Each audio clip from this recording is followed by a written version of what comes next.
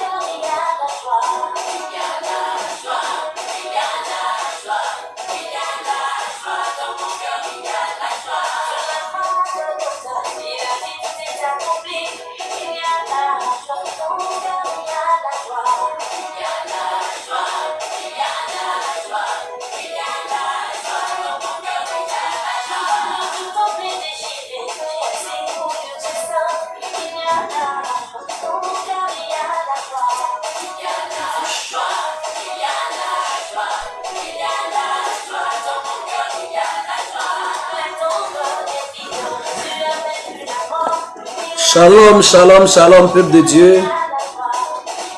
Shalom, shalom, peuple de Dieu. Voilà, que le nom du Seigneur soit béni.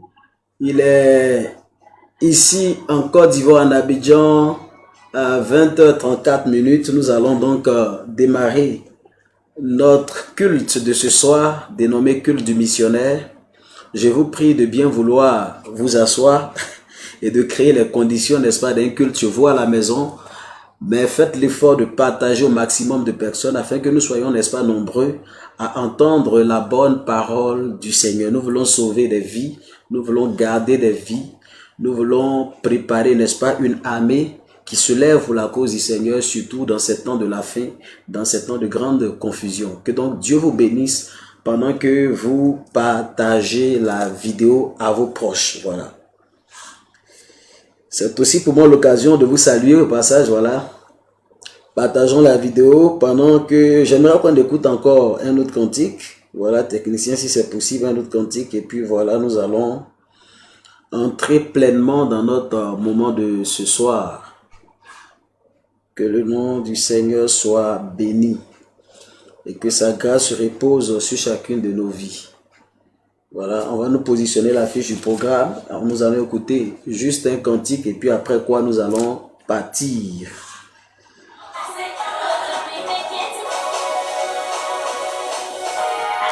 Juste pour nous l'occasion, n'est-ce pas, de partager, voilà.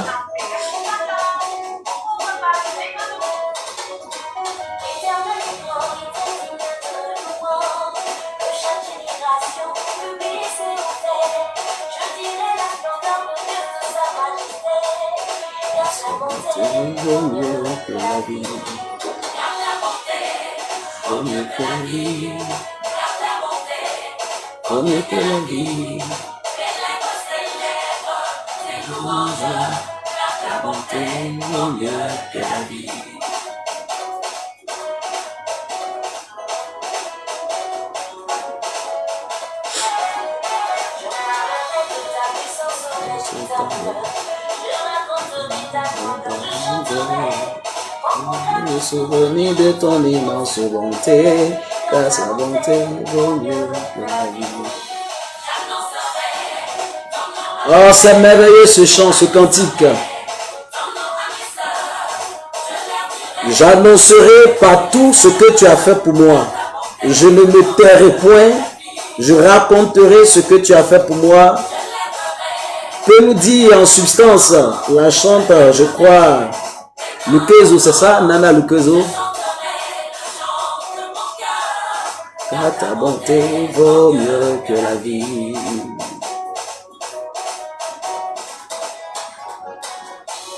Jésus s'est levé, Satan est terrassé, il y a la joie, il y a la joie. Oh, oh, dans nos cœurs il y a la joie. Il y a la joie, dans nos cœurs il y a la joie. Il y a la joie, il y a la joie.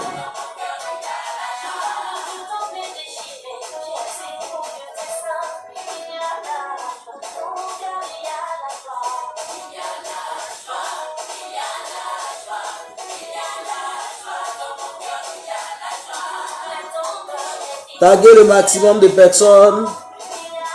Juste quelques minutes et puis nous partons. Voilà.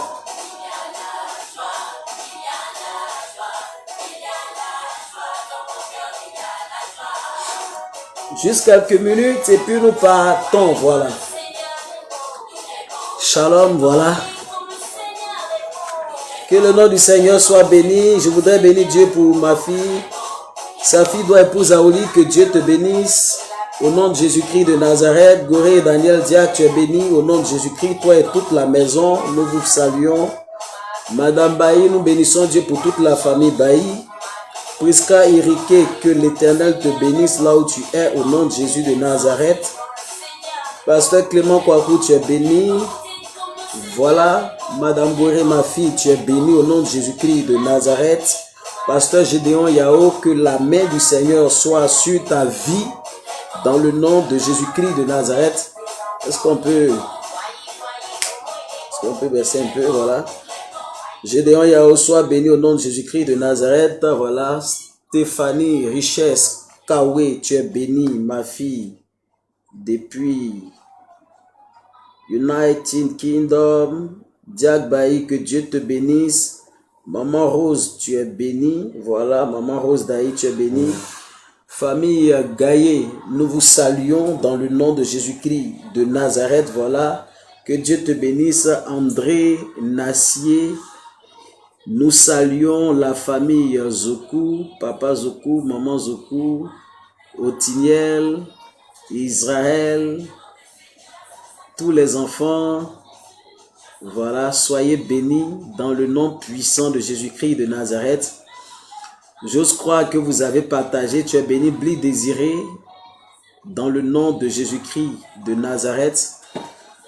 Voilà, nous allons commencer ce soir au fur et à mesure que des personnes pourront donc se connecter. Nous bénissons Dieu pour toi, Pasteur Sarah, mon épouse, que Dieu te bénisse abondamment au nom de Jésus-Christ de Nazareth. Alléluia. Amen. Voilà, vous êtes donc au culte dénommé le culte du missionnaire. Et c'est pas un nouveau programme pour ceux de la maison. Avant que donc cette crise ne frappe le monde entier, nous passions donc du temps dans la présence du Seigneur chaque mercredi, n'est-ce pas, à pareille heure. Et donc nous reprenons notre programme en tant que tel. Après une bonne semaine pascale, nous croyons que Dieu nous a tous visités. C'est pour nous l'occasion, n'est-ce pas, de renouveler nos vœux de paix, de santé, de prospérité à tout le monde et à tous ceux qui sont connectés donc à nos différentes pages. Que Dieu vous bénisse abondamment. Ce soir, je parlerai des choses assez pratiques. Voilà, des choses assez pragmatiques d'ailleurs. Je parlerai de quatre choses intéressantes pour recevoir de Dieu. Quatre choses intéressantes pour recevoir de Dieu. Quatre choses intéressantes pour recevoir de Dieu. Je veux que quelqu'un me tape là-bas. Quatre choses intéressantes pour recevoir de Dieu. Voilà, tu es bénie, ma fille. Grâce de Dieu. Pastor Force, you are blessed in the name of Jesus.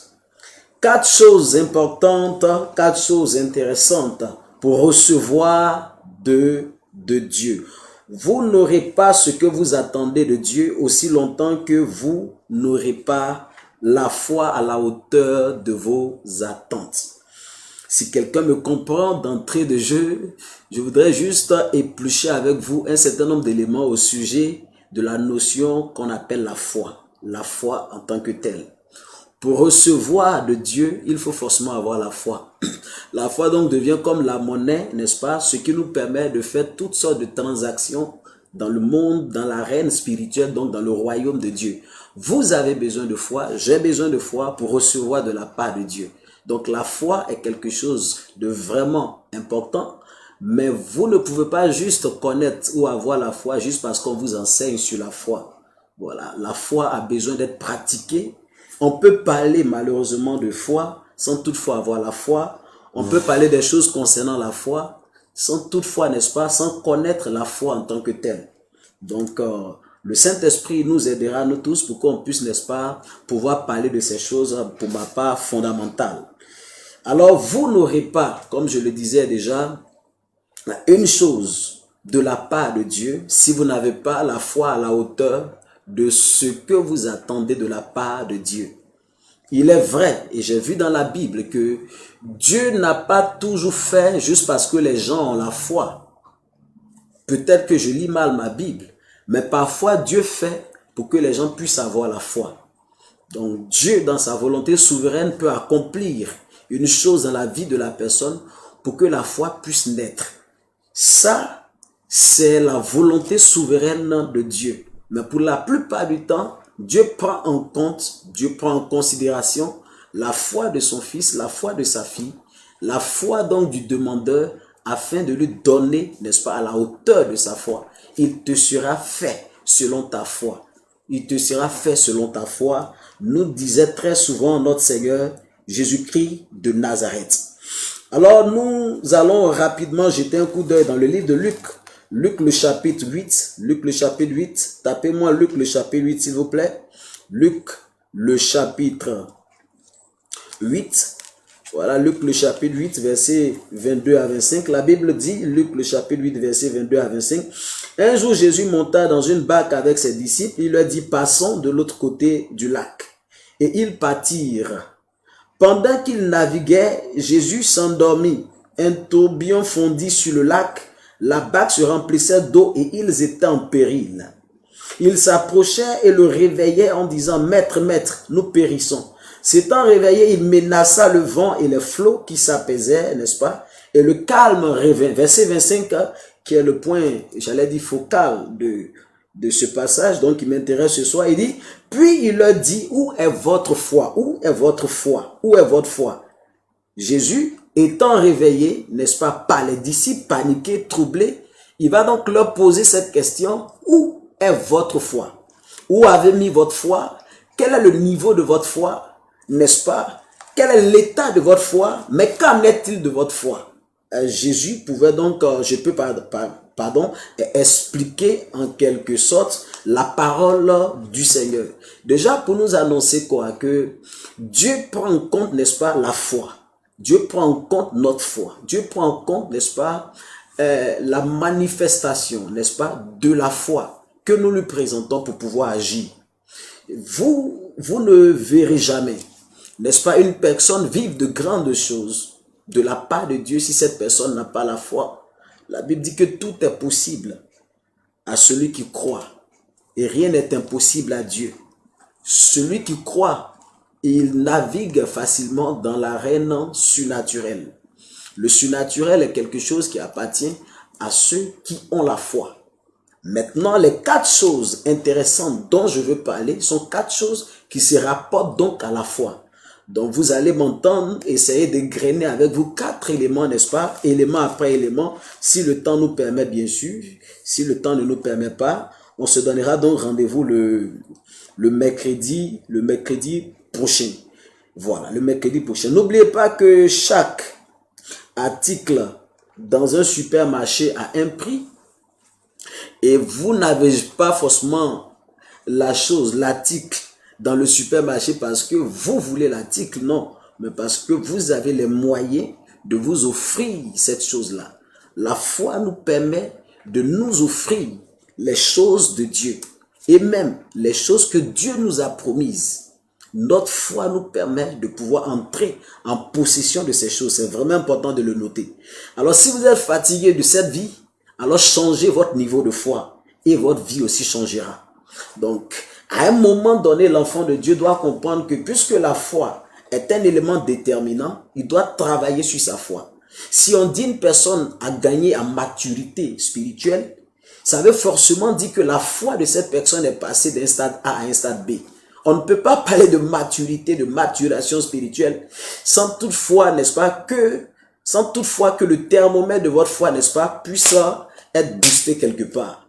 C'est la foi que vous présentez, c'est la foi que vous manifestez qui nous révèle véritablement l'état de votre foi la hauteur de votre foi, le niveau de votre foi, pardon, le niveau de votre vie spirituelle. Donc la foi est vraiment important. Gloire à Dieu.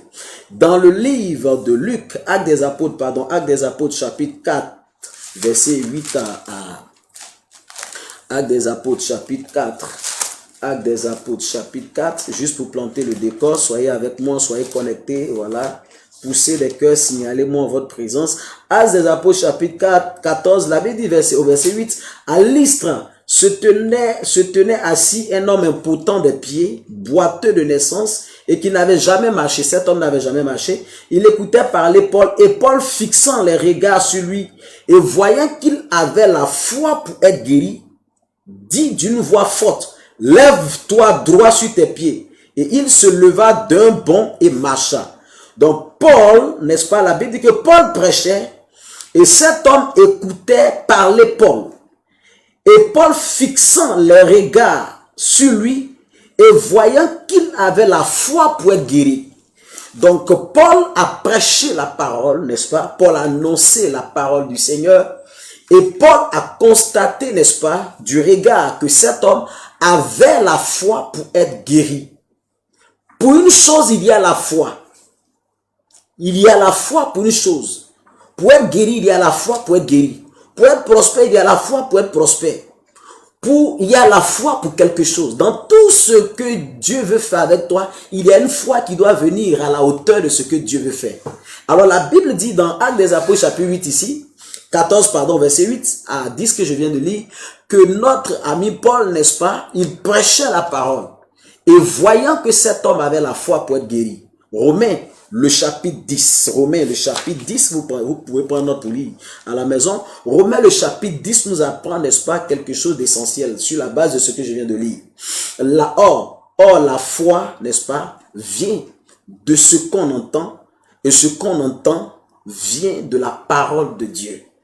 Premier point à savoir, premier point intéressant, ou bien première chose intéressante à savoir, la foi naît à partir de la parole que vous avez entendue. La foi naît à partir de la parole que vous avez entendue. Donc c'est ce que vous entendez, c'est ce qui fait naître la foi. Donc si j'entends de mauvaises nouvelles, il est clair que je n'aurai pas la foi.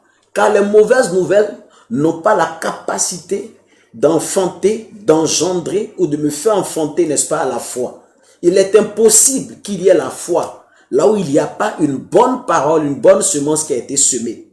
Et dans le contexte de Romains, le chapitre 10, vous allez voir que la Bible parle, n'est-ce pas, des prédicateurs, du fait qu'il est important pour nous d'aller et d'annoncer la parole. Car si il n'y a personne qui annonce la parole, comment les gens vont-ils entendre? Et s'ils n'ont pas entendu, comment vont-ils croire? Et la Bible dit ainsi, la foi vient de ce qu'on entend, et ce qu'on entend vient de la parole de Dieu. En d'autres termes, cette foi dont il est question ici, c'est la foi à salut. C'est la foi qui amène au salut. C'est important. On cite ce verset plusieurs fois, mais le Saint-Testament a donné de rester dans le contexte, n'est-ce pas? Qu'il s'agit bel et bien de cette foi, n'est-ce pas? De cette parole qui génère la foi, qui sauve. La foi qui nous amène au salut en Jésus-Christ de Nazareth. C'est vraiment important de le signifier. Une personne entend l'évangile et cette personne qui a entendu l'évangile, n'est-ce pas, elle peut se donner. Donc, la foi naît du fait que la personne a entendu l'évangile, n'est-ce pas, et parce qu'elle a entendu l'évangile, elle peut maintenant accepter le salut qui lui est donné. Donc, la grâce de Dieu va rendre disponible, n'est-ce pas, la chose, et la foi va prendre cette chose-là. C'est pourquoi dans Éphésiens, le chapitre 2, verset 8, la Bible dit que ce n'est pas par nos œuvres que nous sommes sauvés, mais c'est par la grâce que nous sommes sauvés. C'est par la grâce que nous sommes sauvés, n'est-ce pas? C'est par la grâce que nous sommes sauvés, mais au moyen de la foi. Au moyen de la foi. C'est par la grâce, n'est-ce pas? Je suis au verset 8. Car c'est par la grâce que vous êtes sauvés, par le moyen de la foi. Donc nous sommes sauvés par la grâce au moyen de la foi. Donc la grâce rend le salut disponible et la foi possède ce salut-là. Maintenant, comment ça se passe? Dans Actes des Apôtres chapitre 2, vous allez voir que quand Pierre a prêché, la Bible dit que les gens ont eu le cœur vivement touché. La version originale dit, ils ont eu le cœur vivement transpercé par la parole. Donc la parole est venue comme une épée, n'est-ce pas, pour transpercer le cœur, pour mettre les choses à part, pour révéler le mensonge, pour dévoiler, pardon, le mensonge et révéler la vérité.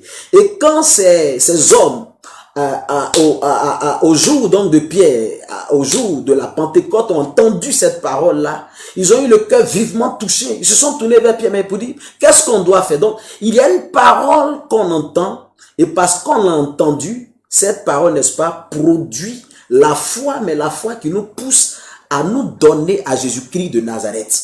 C'est pourquoi l'évangile doit être bien prêché, car si l'évangile est bien prêché, les gens qui entendent l'évangile, n'est-ce pas, vont bâtir leur salut effectivement sur l'évangile qui est bien prêché et non sur le pasteur qui a bien prêché l'évangile. Pierre a bien prêché l'évangile. Pierre a présenté de façon magistrale et de façon pratique et pragmatique l'évangile de Jésus-Christ de Nazareth au jour de la Pentecôte. Et les gens ont entendu cette parole-là et se sont donnés, n'est-ce pas, au Seigneur parce qu'ils ont entendu l'évangile. Donc, l'évangile, n'est-ce pas, qu'ils ont entendu, donc, a produit la foi. Alors on dit, la foi vient de ce qu'on entend. Et ce qu'on entend vient de la parole de Dieu. Il s'agit bel et bien de la foi, n'est-ce pas, qui amène une personne à prendre la décision, n'est-ce pas, de marcher avec Jésus-Christ de Nazareth. Donc, c'est un premier niveau de foi et c'est la foi donc qui est née ou qui naît à partir de la parole que vous avez entendue. C'est important. Alors, d'entendre, il faut comprendre.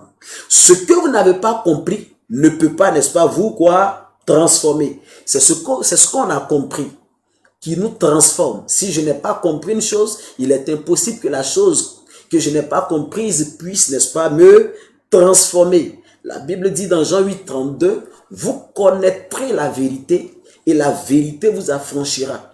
En d'autres termes, la vérité en elle-même n'a pas la capacité de transformer ou de libérer. Mais c'est la connaissance de la vérité qui transforme. Donc, si la vérité, elle est là, qu'elle n'est pas su, qu'elle n'est pas rendue accessible à l'enfant de Dieu, ou bien à quiconque, il est clair que cette vérité n'aura pas l'impact, l'efficacité ou la qualité de pouvoir transformer la personne. Vous connaîtrez la vérité et la vérité, n'est-ce pas, va vous libérer, va vous délivrer, va vous rendre libre. Une personne est libre parce qu'elle a entendu la parole, mais parce qu'elle a compris la parole. Puisque la vérité, elle est lumière. La vérité, elle est révélationnelle. La vérité est cachée, mais elle est révélée par celui qui prêche la parole. En ce moment-là, celui qui entend la parole, n'est-ce pas, étant saisi de la lumière qui est dans la parole, parce que la parole n'a pas été prêchée avec opacité, mais la parole a été prêchée avec toute la lumière, avec toute la clarté. Donc, celui qui entend la parole, n'est-ce pas, il découvre son état, il découvre sa situation et il se donne à Jésus-Christ de Nazareth. Comme nous sommes un culte de missionnaires, il est important pour moi, n'est-ce pas, d'insister sur ces choses parce que ce qui fait la différence entre le missionnaire et le mercenaire, c'est que le missionnaire, n'est-ce pas, lui, il sacrifie pour les âmes. Donc son intérêt, c'est le salut des âmes. Le mercenaire, son intérêt, ce sont ses intérêts. Le missionnaire lui vise l'intérêt, n'est-ce pas, des âmes. Et l'intérêt majeur d'une âme, c'est son salut. Alors, vous missionnaires qui m'entendez, il est important de savoir que nous avons tous l'obligation, n'est-ce pas, de rendre accessible la parole de Dieu. C'est ainsi, n'est-ce pas, qu'elle pourra générer la foi, qu'elle pourra, n'est-ce pas, enfanter la foi, mais c'est la foi, je le précise, pour être sauvé. Dans le contexte de Romains, le chapitre 10. Donc, bien comprendre, n'est-ce pas, la compréhension d'une chose produit la délivrance. Philippe pouvait dire à l'eunuque éthiopien, est-ce que tu comprends ce que tu lis? Parce que tu peux lire, mais si tu ne comprends pas, ça ne peut pas arriver. Il a dit à l'eunuque éthiopien, est-ce que tu comprends ce que tu peux lire? Alors l'eunuque éthiopien, humble, n'est-ce pas, étant bien disposé, il dit, mais comment comprendrais-je si personne ne m'enseigne ou bien ne m'explique? Alors Philippe va expliquer, n'est-ce pas, la parole, n'est-ce pas, concernant le salut, concernant Jésus-Christ. Et cette tenue éthiopienne qui venait même, n'est-ce pas, d'Israël, de Jérusalem, cette tenue éthiopienne va se donner au Seigneur en acceptant de se faire baptiser. Lui-même, il s'est levé pour dire, puisqu'il y a de l'eau, est-ce que je ne peux pas me faire baptiser? Voyez un peu. Quand quelqu'un a entendu l'évangile vrai, quand quelqu'un a entendu, pas seulement entendre comme vous m'entendez, mais quand quelqu'un a compris, c'est pourquoi comprendre, amener à comprendre est du ressort du prédicateur lui-même. Quand quelqu'un a donc compris la parole, il est très aisé, n'est-ce pas, pour cette personne qui a compris, bien sûr, si elle est sincère, de prendre la résolution. Quand vous voyez qu'il y a des gens qui mettent tant d'années pour se faire baptiser, il y a un problème. Parce que le baptême est la conséquence logique de quelqu'un qui a cru. Marc dit, ceux qui auront cru et qui se feront baptiser seront sauvés. Parce que dans la tête et dans l'esprit de Marc, il est impossible que quelqu'un qui a cru ne se fasse pas baptiser. Ceux qui auront cru et qui se feront baptiser seront sauvés. C'est pas le baptême qui sauve. Mais il y a personne qui ayant cru ne se fasse pas baptiser. Par conséquent, si j'ai cru, je me fais baptiser. Parce que le baptême devient mon adhésion devant Satan, devant Dieu, devant les hommes, de ce que désormais j'appartiens à Jésus-Christ de Nazareth. Donc, il est important de savoir ça en tant que prédicateur, en tant que missionnaire, en tant que transporteur de la vie de Dieu. Il faut pouvoir, n'est-ce pas, exploiter au mieux, n'est-ce pas, la parole du Seigneur pour la rendre accessible à quiconque, afin que quiconque soit sauvé. Donc, quand il s'agit de prêcher le salut, il n'y a pas de mystère, il n'y a pas à créer des mystères autour du salut. Le salut est tellement simple. Dieu est venu simplement nous sauver. Arrêtons de mystifier la chose. On est sauvé parce qu'on a cru en Jésus-Christ. Donc, c'est de notre devoir, n'est-ce pas, de pouvoir, bien aimé de Dieu, apporter cet évangile à une personne. Et parce qu'elle entend et parce qu'elle a compris, n'est-ce pas, ça va générer la foi. Et c'est cette foi-là qui va le pousser à se donner au Seigneur Jésus-Christ de Nazareth.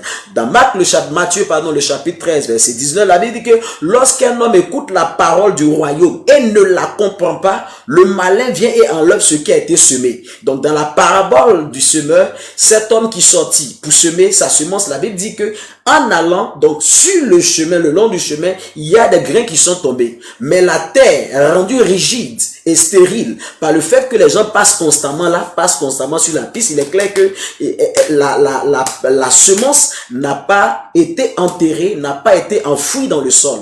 Alors le malin, donc les oiseaux sont venus picorer la semence, les grains qui sont tombés. Voilà, donc quand quelqu'un ne comprend pas, son cœur devient comme le long du chemin. Vous avez beau prêcher, mais la parole est stérile. La parole ne peut pas être efficace. C'est à nous, n'est-ce pas, de rendre cette parole-là fertile, cette parole-là accessible, pour que celui qui entend la parole, n'est-ce pas, surtout qui ne connaît pas le Seigneur, puisse connaître le Seigneur. Gloire à Dieu. Donc c'est un point, puisque je parle de 4 choses intéressantes. C'est la première chose intéressante. La foi qui naît à partir de la parole que nous avons entendue. Deuxième point, la foi. Deuxième point, je peux déjà aller avec vous dans Job, le chapitre 42, verset 5. 1 Corinthiens 2, verset 4 à 5. Donc, on ne va pas lire maintenant à cause du temps. Voilà. Dans 1 Corinthiens, chapitre 2, verset 4, l'apôtre Paul nous rappelle ceci. Il dit aux Corinthiens, quand je partais chez vous, ce n'était pas avec une supériorité de langage, parce que moi-même j'étais dans un grand tremblement, mais je savais une seule chose, Jésus-Christ mort et ressuscité. Alors il dira plus bas, n'est-ce pas, afin que votre foi ne fût pas fondée sur la sagesse des hommes, mais sur une démonstration de puissance.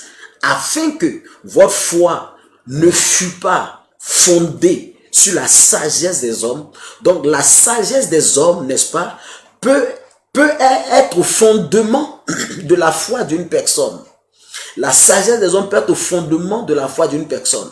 Si vous entendez la parole du Seigneur, si vous entendez un enseignement, même les plus grands enseignements, les meilleurs enseignements, bien les plus grands enseignants, vous pouvez entendre toutes ces bonnes choses-là.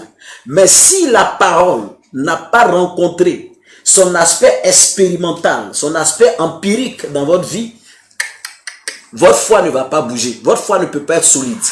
La foi d'une personne n'est pas rendue solide parce qu'elle a entendu de bons enseignements. La foi d'une personne n'est pas rendue solide parce que la personne écoute de grands enseignants. Non. Je pense pour ma part que la foi d'une personne est rendue solide parce que la personne a expérimenté la parole qu'elle a entendue au départ. La parole qu'elle a entendue au départ et qui a fait naître la foi. Romains 10, 17. Maintenant, deuxième élément, il dit, afin que votre foi ne fût point fondée sur la sagesse des hommes, mais sur la puissance de Dieu. Donc, ce qui fonde, ce qui solidifie la foi qui est déjà née dans le cœur du croyant, c'est, n'est-ce pas, la puissance de Dieu. Or, la puissance de Dieu, c'est quoi? La puissance de Dieu, ce sont les œuvres de Dieu. C'est la matérialisation de la parole de Dieu. La puissance de Dieu, c'est l'expérience qu'une personne peut faire à partir de la parole qu'elle a entendue. Ces disciples de Luc chapitre 10, qui étaient dans la barque, c'est les disciples de Jésus qui étaient dans la barque. À eux, Jésus a dit, passons de l'autre bord. Passons de l'autre bord. Donc, Jésus n'a pas dit qu'il y aurait la tempête. Mais d'où vient-il que, quand ils sont, n'est-ce pas, face aux obstacles, face aux intempéries, ils perdent le nord, ils sont déconcertés. Et qu'est-ce qu'ils font? Ils vont réveiller le maître pour dire, viens parce qu'on est en train de mourir. Pourtant, il n'a jamais été dit qu'ils allaient mourir. Il a été dit qu'ils allaient passer, n'est-ce pas, de l'autre bord. Ils allaient passer sur l'autre rive. Donc, la parole qui a été donnée, elle est claire. Mais quand Jésus se réveille et qu'il menace là, le vent, la tempête et le tourbillon, il leur dira, mais où est votre foi? En d'autres termes, ils ont entendu la parole, c'est vrai. Ils sont dans la barque avec, donc ils ont une relation avec le Seigneur, c'est vrai. Ils se sont donnés à Jésus, c'est vrai. Mais quant à la traversée de cette mer, quant à la traversée de ce lac-là, quant à passer à une autre dimension, ils n'ont pas eu la foi à la hauteur de ce que Dieu veut faire. Donc on peut être enfant de Dieu, on peut être même pasteur, on peut être dans la barque, Jésus est dans la barque avec nous, avoir une relation avec Jésus-Christ, mais ne pas pouvoir atteindre les objectifs ou bien atteindre le but que Dieu nous a fixé, justement parce qu'on n'a pas la foi à la hauteur de cela. Mais quand une personne, n'est-ce pas, traverse cette situation, traverse des temps difficiles, vous allez voir que le fait d'avoir passé par ces temps, d'être passé par ces temps de difficulté-là, fortifie, solidifie la foi de la personne. C'est pourquoi Job 42, verset 5, il dit, par le passé, mes oreilles avaient entendu parler de toi. Donc, j'ai entendu parler de toi. J'ai même marché avec toi. Mais aujourd'hui, mes yeux t'ont vu. En d'autres termes, ma foi est passée d'un stade A à un stade B. J'ai expérimenté ce que j'ai entendu. Donc, tant que vous n'avez pas expérimenté ce que vous avez entendu, il est difficile, n'est-ce pas, que votre foi soit solide.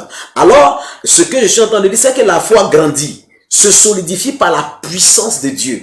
Mon deuxième point, par l'expérience personnelle avec Dieu. Elle vient de ce qu'on entend, mais elle vient aussi de ce qu'on a vu.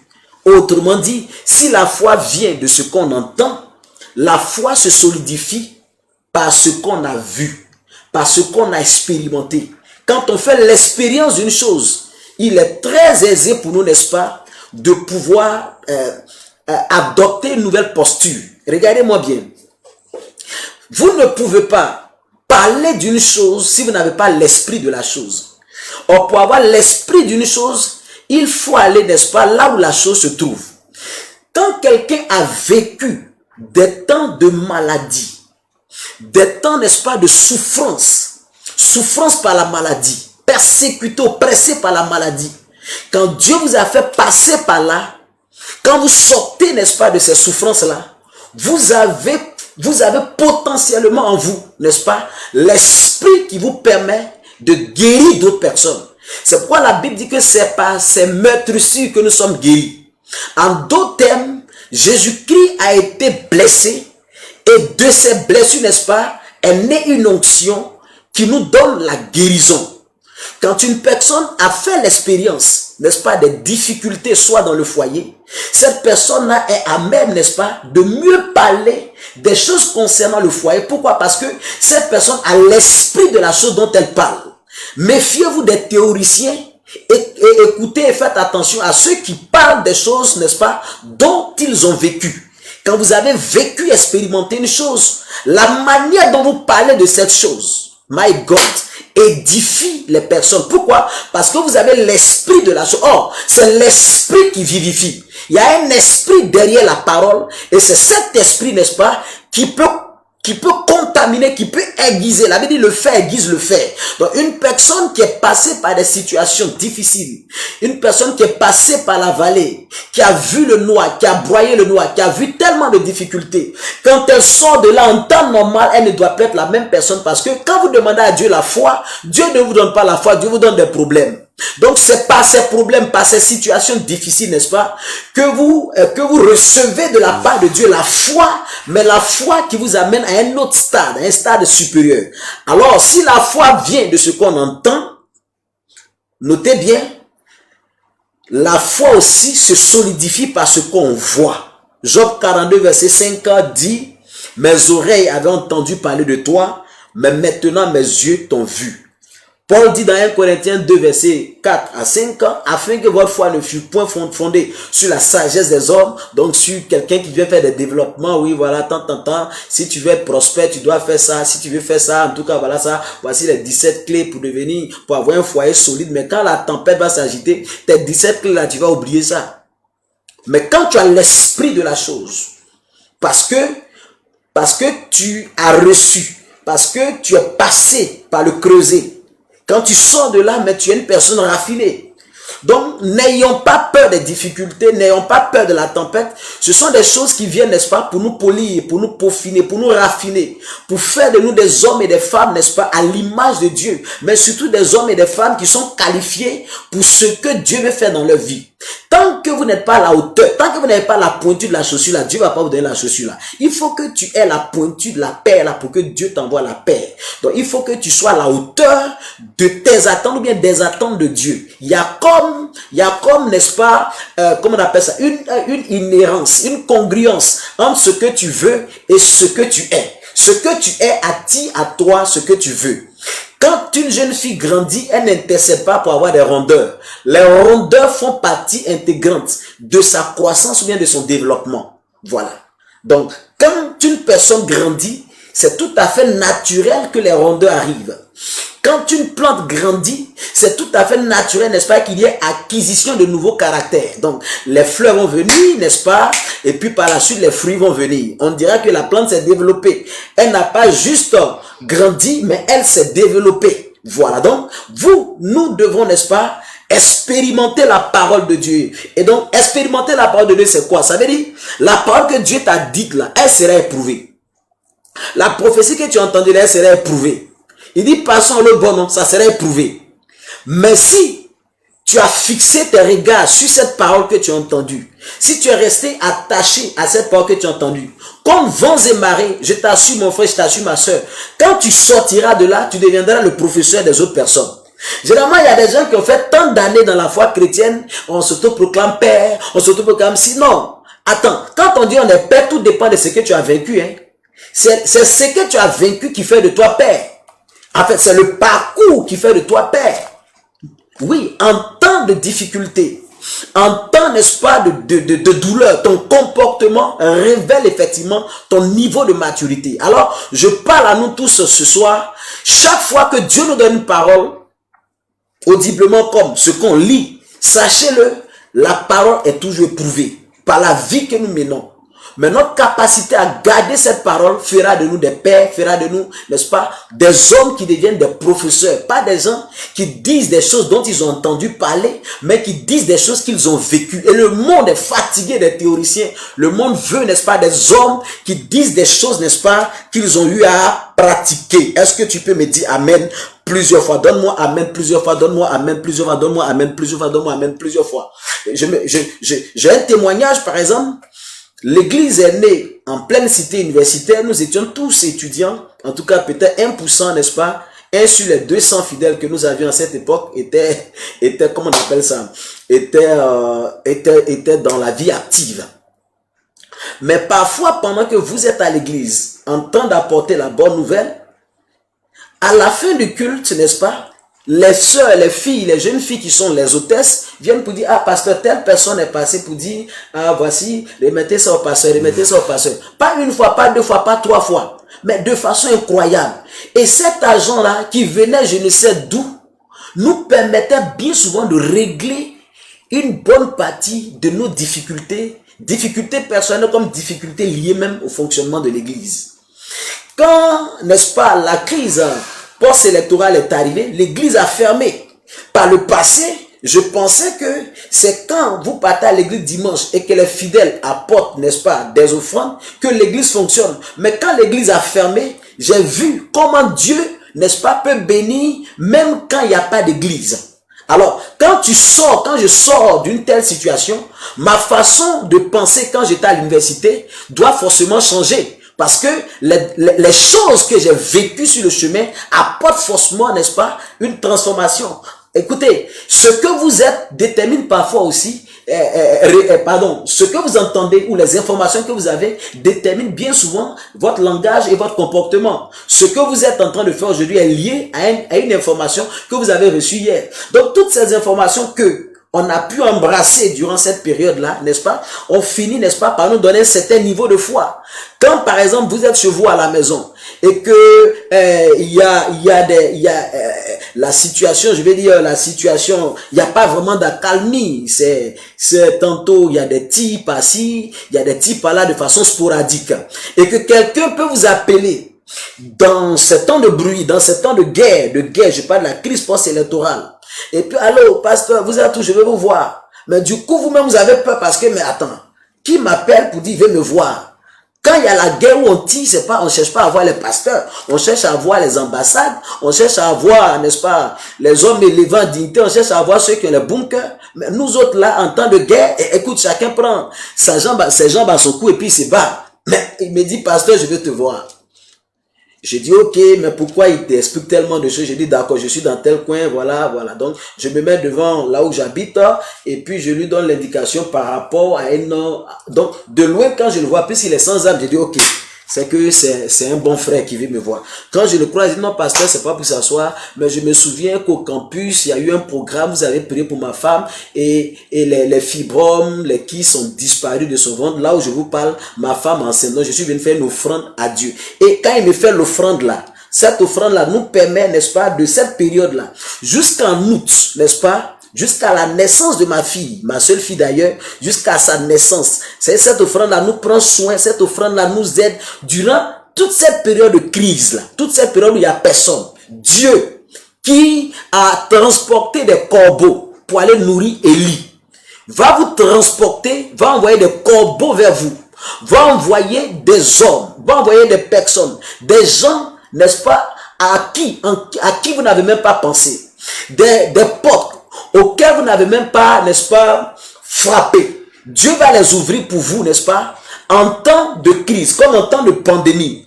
Quand il y a un temps de pandémie comme ça, un temps difficile comme ça, n'oubliez pas, il y a des types de portes que Dieu n'ouvre qu'en temps de difficulté, en temps de famine généralisée. Et je vois que Dieu est sur le point de donner des clés à des personnes ce soir dans le nom de Jésus-Christ de Nazareth. Mais il faut garder, n'est-ce pas, cette parole que tu as entendue, il faut la garder. Car la foi grandit, se solidifie par la puissance, donc par l'expérimentation. Donc, ce que moi j'ai expérimenté, ce que j'ai vu, le peu que j'ai vu, aujourd'hui, me met dans une certaine posture.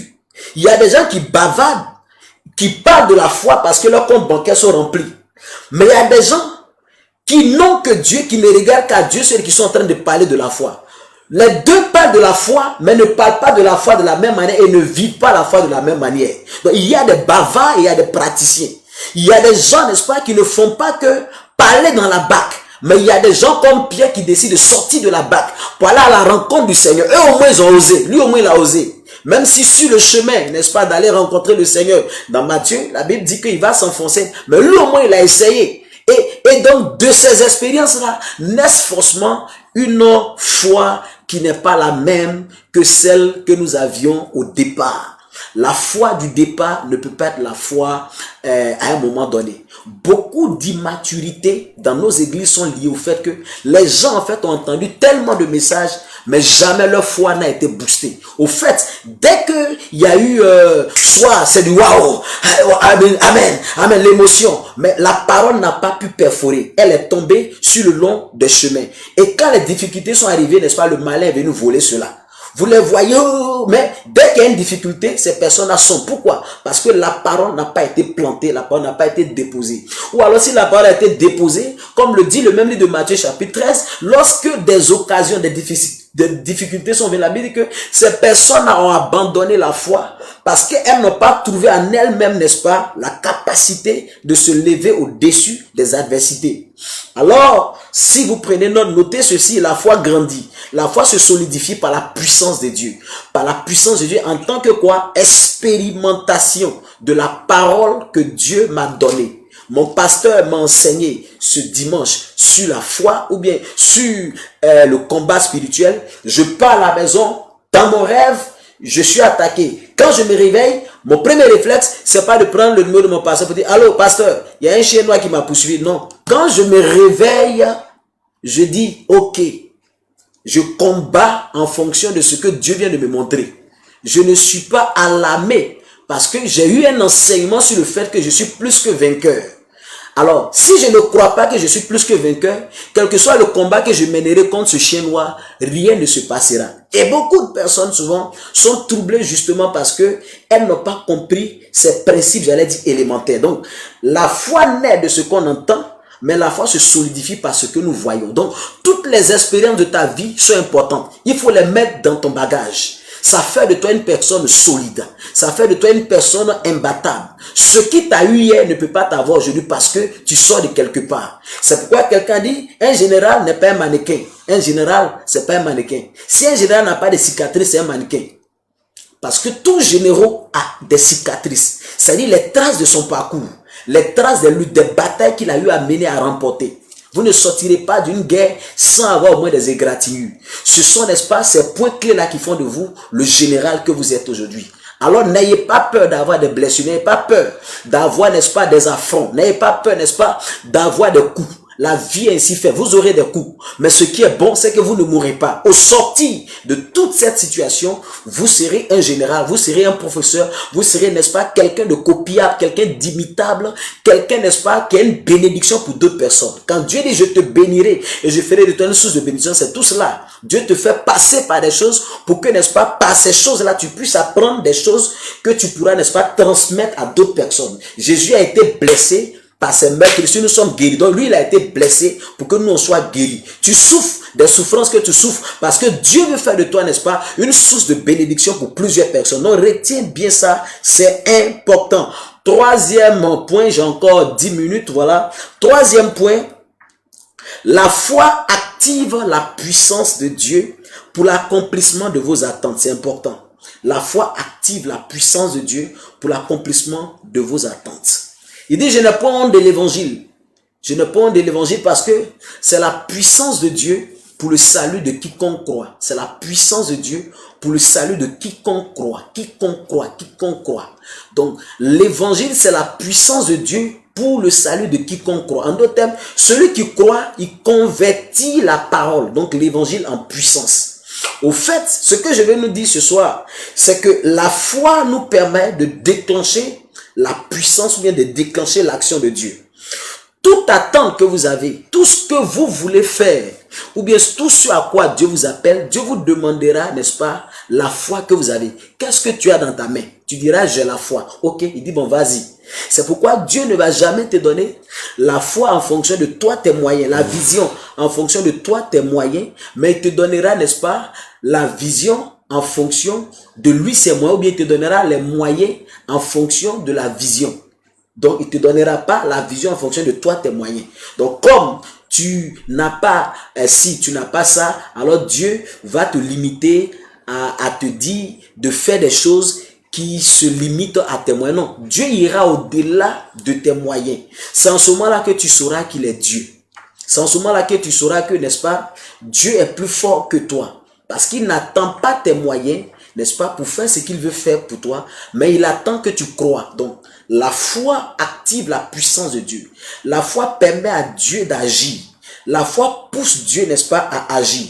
C'est la puissance de Dieu pour le salut de quiconque croit. Celui qui croit, n'est-ce pas, il déclenche une atmosphère du surnaturel. Celui qui a la foi, il déclenche une atmosphère du surnaturel. La foi déclenche donc l'action de Dieu. Il dit, il te sera fait selon ta foi. Ça veut dire que ta foi vient pour fixer, n'est-ce pas? Ta foi vient pour demander à Dieu de faire. Jésus passait, même la foi de Bartimée l'a arrêté. Si la foi déplace les montagnes, la foi aussi déplace Dieu. Dieu vient, n'est-ce pas? Dieu agit quand il voit la foi. Ces 4 personnes qui ont transporté ce paralytique et l'ont fait passer par la toiture, il avait dit que voyant leur foi, quand il a vu leur foi, la puissance est manifestée. S'il y a une chose qui manifeste la puissance de Dieu, ça s'appelle la foi. Parce que je suis sûr que Dieu le fera. Parce que j'ai la foi, l'intime conviction que Dieu le fera, alors ma foi pousse Dieu à agir. C'est pourquoi le diable va tout faire pour attaquer votre foi. Mais il ne réussira pas à attaquer ta foi parce que l'année passée, quand il t'a attaqué, tu as vu ce que tu es devenu. Donc, tu as franchi la 2e étape. Tu as la 3e étape maintenant où, maintenant, toi-même, par ta foi, tu déclenches des choses. C'est là la différence entre quelqu'un, par exemple, qui a un don de miracle, qui prie pour qu'il y ait des miracles, et puis quelqu'un qui n'a pas forcément besoin de sentir une atmosphère, mais qui se dit que Dieu est présent parce que les enfants de Dieu sont présents. Alors il prie et il y a des miracles.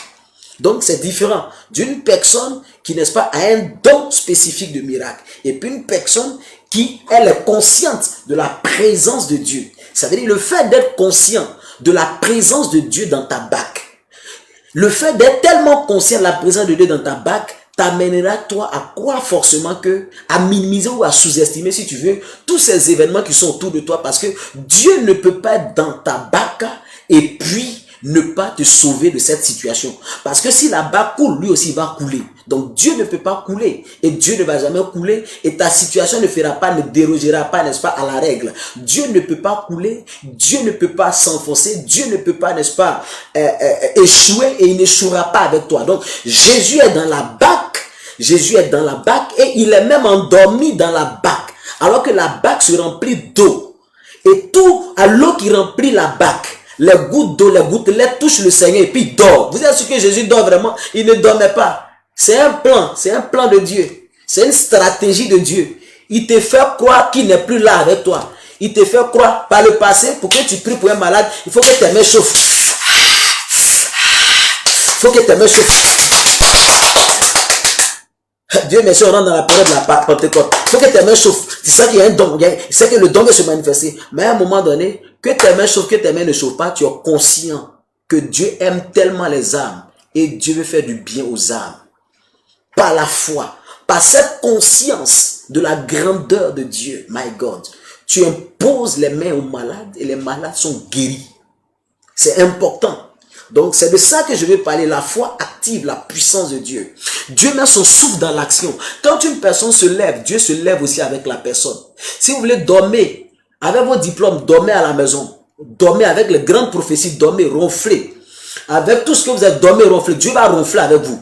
Mais si vous vous levez pour frapper à des portes, si vous vous levez, n'est-ce pas, pour défricher le champ, et pour pouvoir s'aimer, vous allez voir que Dieu va envoyer la pluie. La pluie ne va pas venir. La pluie va venir parce que si la pluie vient, Dieu voudra, n'est-ce pas, que la pluie soit utile. C'est pourquoi la première pluie qui est tombée sur la terre est tombée parce qu'il y avait des hommes pour cultiver. Mais tant qu'il n'y avait pas d'hommes pour cultiver le jardin d'Éden, bien sûr, Dieu n'avait pas fait tomber de pluie. La pluie est tombée lorsqu'il y a eu un homme pour cultiver. Donc lorsqu'il y a une action, lorsqu'il y a une activité, lorsque quelqu'un se lève, le ciel aussi se lève avec cette personne-là. Il est important de le noter. La Bible dit que Paul voyant que cet homme avait la foi pour être guéri, il allait et il a prié pour l'homme. Et l'homme a été guéri de la paralysie.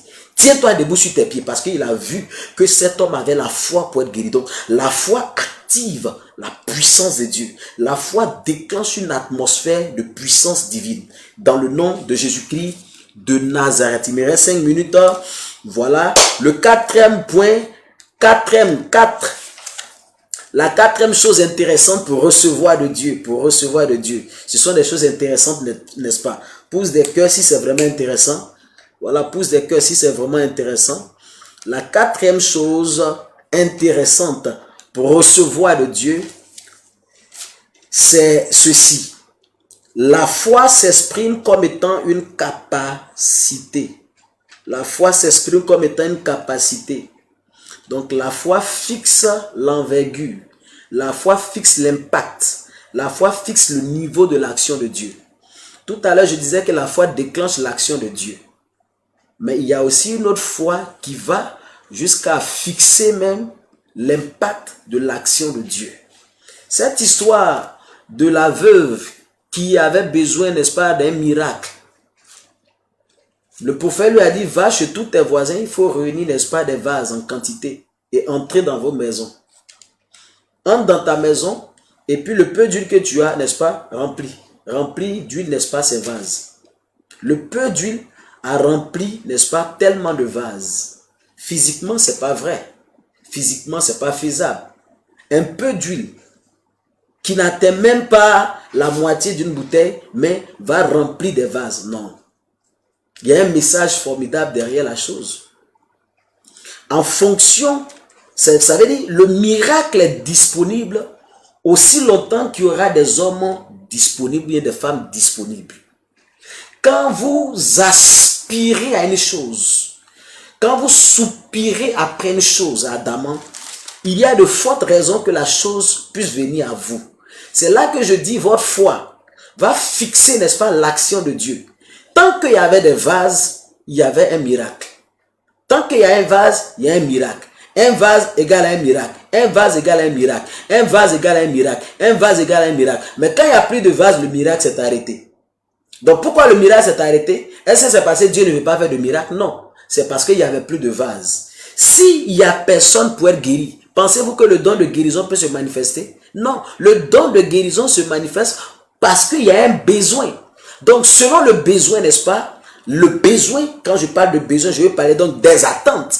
Les attentes d'une personne, n'est-ce pas, fixent, ou la foi d'une personne fixe l'impact, fixe l'envergure de l'action de Dieu. Je disais une fois, n'est-ce pas, aux organisateurs d'un programme ici à l'église, que si vous voulez, ou si nous voulons, n'est-ce pas, qu'il y ait des personnes, des paralytiques qui viennent à l'église, qui s'élèvent et qui marchent, il faut que pendant qu'on est en train de construire, on pense à ces paralytiques-là. Alors nous avons créé une rampe pour que des gens qui sont sur des chaises roulantes puissent descendre par ces rampes-là. C'est une façon pour nous, n'est-ce pas, de créer les conditions, n'est-ce pas, pour qu'on assiste à un autre type de miracle. Si nous voulons, n'est-ce pas, que la manifestation de la puissance, elle soit forte, mais il faut des personnes qui vont nous aider à canaliser les personnes qui seront sous la puissance de Dieu. Quand les démons vont s'agiter, quand Dieu va commencer à visiter son peuple, mais de diverses manières, il faudra qu'il y ait, n'est-ce pas, des gens pour pouvoir les canaliser. Donc, la mesure que nous présentons à Dieu, c'est en fonction de cette mesure-là, n'est-ce pas, que Dieu agit. Par conséquent, si la foi est égale à notre mesure, alors je dirais que notre foi fixe, n'est-ce pas, l'envergure et l'impact de l'action de Dieu. Alors, ma prière, c'est que Dieu étire, n'est-ce pas, étire l'espace de ta tente. Il dit, crée de l'espace. Puisque tu crées de l'espace, n'est-ce pas, il y aura du monde qui viendra. Donc le monde ne viendra que par rapport à l'espace et par rapport aux dispositions qui ont été créées, qui ont été mises en vigueur. Commence à ne pas te voir actuellement, mais commence à te voir en train de réaliser après, n'est-ce pas, cette pandémie. En te projetant, n'est-ce pas, sur l'après-pandémie, tu défies, tu ne nies pas le présent, mais tu défies le présent. Ta foi te permet donc de déclencher une puissance de Dieu, mais de fixer l'envergure de cette puissance de Dieu au point où, pendant que tout le monde pleure, toi tu ne pleures pas, tu ris. Parce que vous ne vivez pas et vous ne voyez pas les mêmes réalités. Si eux voient la pandémie en train de tuer, toi tu vois que si tout le monde doit mourir, c'est que tu seras le seul survivant sur la terre. Par conséquent, ta disposition, n'est-ce pas, va fixer quoi? L'impact de l'action de Dieu. Tu ne m'as pas dit amen. L'impact de l'action de Dieu, n'est-ce pas, va fixer l'envergure de l'action de Dieu. Donne-moi des cœurs, donne-moi des cœurs, donne-moi des cœurs et que Dieu te bénisse abondamment dans le nom puissant de Jésus-Christ de Nazareth. Il y avait autant de miracles qu'autant de vases vides. C'est pourquoi dans Luc chapitre 25, il dit, où est votre foi? La foi se met à la hauteur de vos attentes. La foi doit se mettre à la hauteur de vos attentes. Ne me dites pas que vous voulez, n'est-ce pas, vous voulez construire un grand bâtiment, n'est-ce pas, pour faire telle activité, et puis vous n'avez pas la foi. C'est-à-dire que toi-même, tu ne peux pas être en train de penser à une chose auquel tu ne crois pas. C'est-à-dire tu penses à quelque chose, mais tu ne crois pas en ça. C'est pas normal. Ta foi doit t'amener tellement à croire la chose que la chose, même si elle n'existe pas physiquement, mais ta foi l'amène à la matérialisation. La foi est une ferme assurance des choses qu'on espère. Une ferme, donc une assurance qui n'est pas ébranlée. Mais une assurance qui est ferme dans des choses qu'on espère. Donc l'espérance pour celui qui a la foi devient réalisation, devient accomplissement. Parce que sa foi est ferme. La foi est une ferme assurance des choses qu'on espère. Donc mon espérance dans ces choses-là, n'est-ce pas? Mon espérance dans ces choses-là, c'est ce qui solidifie ma foi. Par conséquent, je n'aurai que ces choses-là en fonction de la foi, n'est-ce pas, que je dispose. Quelle est la foi que tu as? Où est votre foi, a dit Jésus-Christ? Où est votre foi? Parce qu'en réalité, la foi dont il disposait n'était pas capable de les amener de l'autre bord, de l'autre côté, n'est-ce pas, de la mer ou bien du lac. Je bénis le nom du Seigneur parce que je crois que cette parole t'a fait du bien. Cette parole, n'est-ce pas, t'a équipé, elle t'a aiguisé, elle t'a challengé. Et ma prière, c'est que cette parole, n'est-ce pas, ne soit jamais stérile. Que Dieu, par sa puissance, que Dieu, par son esprit, arrose ta vie dans le nom de Jésus-Christ de Nazareth.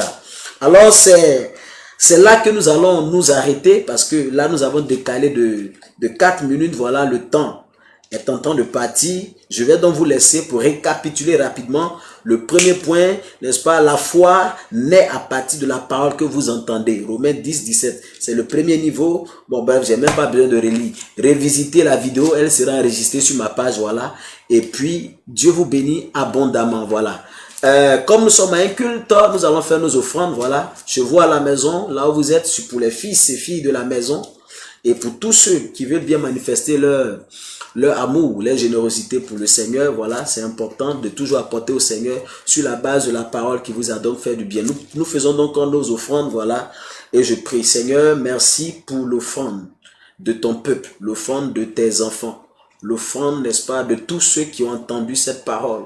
Seigneur, dans les cœurs de qui est née la foi certainement. Cette parole qui a produit, n'est-ce pas, un fruit, qui a produit, n'est-ce pas, 2 fruits, qui a produit, n'est-ce pas, un nouveau caractère, un nouvel élan. Je prie, Papa, que tu te saisisses de leurs offrandes et que tu les bénisses, tu les arroses davantage. Dans le nom de Jésus-Christ de Nazareth. En ces temps de tumulte, Seigneur, tu nous as parlé de stabilité, tu nous as parlé, Seigneur, de rester serein, tu nous as parlé, n'est-ce pas, Seigneur, de connaître 4 choses assez intéressantes, n'est-ce pas, pour recevoir de toi. Nous voulons tous recevoir de toi, mais nous n'avons pas forcément la foi à la hauteur de ces attentes-là. Tu nous as donné 4 éléments, Seigneur, afin que nous puissions, Seigneur, développer la bonne attitude. Je te loue, je te salmodie, parce que tu le fais. Au nom puissant de Jésus-Christ de Nazareth. Voilà. Là, je vois des numéros qui s'affichent. Donc, pour tous ceux qui voudraient aussi réagir en ligne, réagir par ceux qui sont à l'extérieur, qui veulent réagir d'une certaine manière, d'une certaine façon. Tous les contacts, n'est-ce pas, vont s'afficher, n'est-ce pas, au bas, au pied de la vidéo. Que Dieu vous bénisse pendant que vous prenez donc l'engagement de l'honorer avec ce qu'il a mis dans vos cœurs, dans votre cœur, dans le nom de Jésus-Christ de Nazareth. Voilà, on va s'arrêter là. Voilà, que donc Dieu vous bénisse abondamment. Partagez la vidéo au maximum. Partagez la vidéo au maximum. Voilà, likez, commentez, partagez la vidéo. Et que cette vidéo touche, n'est-ce pas, trouve quelqu'un, n'est-ce pas, qui serait certainement dans une situation où elle aurait besoin, n'est-ce pas, d'entendre quelques enseignements, quelques éléments qui pourront donc l'aider. Que Dieu vous bénisse abondamment. Dans le nom de Jésus-Christ de Nazareth. Shalom à vous, paix dans vos maisons, paix sur la Côte d'Ivoire. Et n'oubliez pas, je vous donne un sujet de prière à la maison. S'il vous plaît, priez pour l'Église. Priez pour l'Église et priez pour les hommes de Dieu dans cette nation, la Côte d'Ivoire, et dans les autres nations. Souvenez-vous de l'Église et des hommes de Dieu. Faites cette prière. Il y a une bénédiction qui se rattache, n'est-ce pas, à ce sujet que je viens de prier. Ou prions, pardon, pour les églises. Je n'ai pas dit pour notre chapelle. Prions pour les églises et prions pour les hommes de Dieu. N'est-ce pas? Faites cette prière de tout cœur et Dieu vous bénira. Il y a une grâce qui s'attache à ce temps d'intercession. Alors, shalom à vous, bye bye. J'ai été très honoré de passer ces quelques, j'allais dire, minutes avec vous. Bye bye, à vendredi, à la même heure, pour une grande soirée prophétique.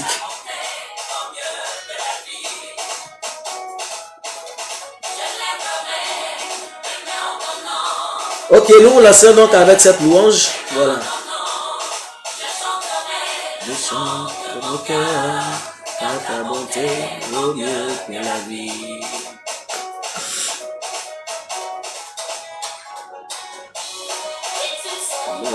Satan est terrassé, il y a la joie. Dans mon cœur, il y a la joie. Il y a la joie. Il y a la joie. Dans mon cœur, il y a la joie. Vous pouvez toujours partager la vidéo. Je salue, voilà, je salue Rachel Kwaku depuis Djoko, tu es bénie ma fille. Anisette Kwasi, tu es bénie ma fille. Voilà. Jeanne Hachi, ma fille, tu es bénie. Au nom de Jésus-Christ de Nazareth. Amel Nyonté, tu es bénie. Faveur Ménéas, tu es bénie. Au nom de Jésus-Christ de Nazareth. Boris Kra, tu es bénie mon fils. Voilà. Les dernières personnes. Maman Bonnie Geneviève, ma fille, tu es bénie au nom de Jésus-Christ de Nazareth. Voilà, come on. Toute la maison Quadio, vous êtes bénis. Shalom à toi, l'homme au miracle authentique, mon frère, prophète Guy Kwaku. Voilà. 4 choses intéressantes. Tu es béni, Ingrid Ofumu, ma fille, au nom de Jésus-Christ de Nazareth. Voilà, je t'ai déjà salué sa fille Doa Zaoli. Voilà. Surtout partagez la vidéo.